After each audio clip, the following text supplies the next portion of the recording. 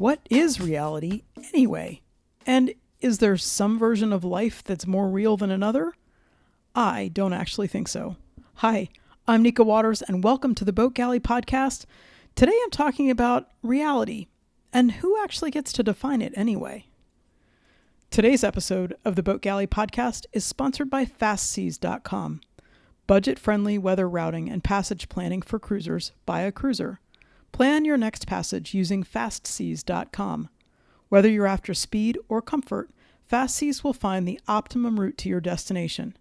Use coupon code BG20 for an exclusive 10% discount. FastSeas, making weather routing simple.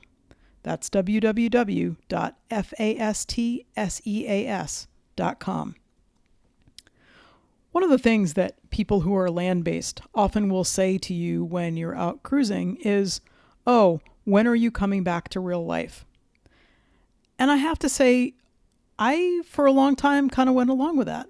I thought, oh, we're out here, we're enjoying life on our boat, we do get to jump into crystal clear water and go swimming and decide what we're doing on a day-to-day basis. That's definitely not the same reality as being back at a land-based job that you have to punch the clock and go 9 to 5 every single day. But particularly during this Corona time, and before then, for sure, the concept of cruising as not real life was one that kind of grated on me a little bit. And I guess I challenge that, because whatever life it is that you're living, that's your particular version of real life. If you live in the middle of New York City and love the noise and cacophony and availability of things just within walking distance outside your door, that's your real life. My version of land-based life, which is in a house on an acre of land where I watch bunnies and squirrels and hummingbirds in the morning, that's as far removed from your reality in the city as your city reality is removed from mine. That doesn't make either one of them any less real. Somehow it feels like we get stuck, every one of us, all the time, generally. We get stuck in thinking that our version of what reality is the only thing that's truly real. Maybe something that we ought to do is just to say, I'd like to learn about your life.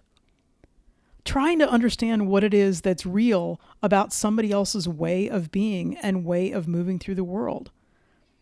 Imagine what conversations we can have if instead of saying, "Are you looking forward to getting back to real life?" Or, "Have you been happy to be away from real life?"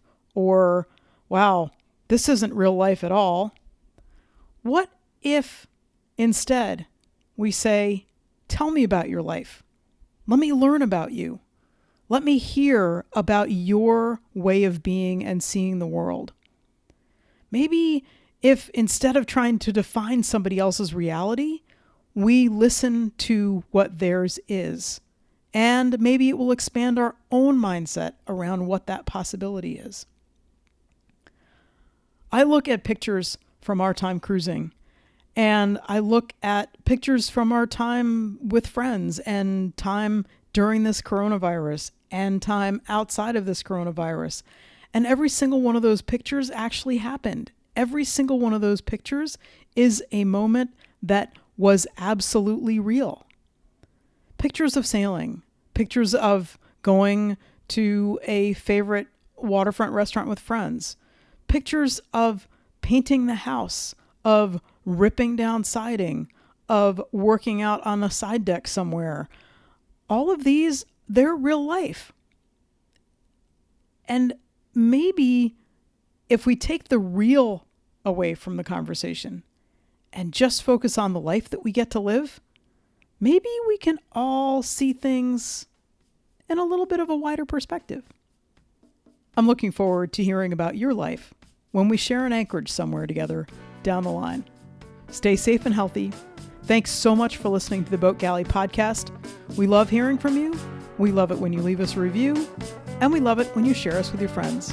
Have a fantastic week.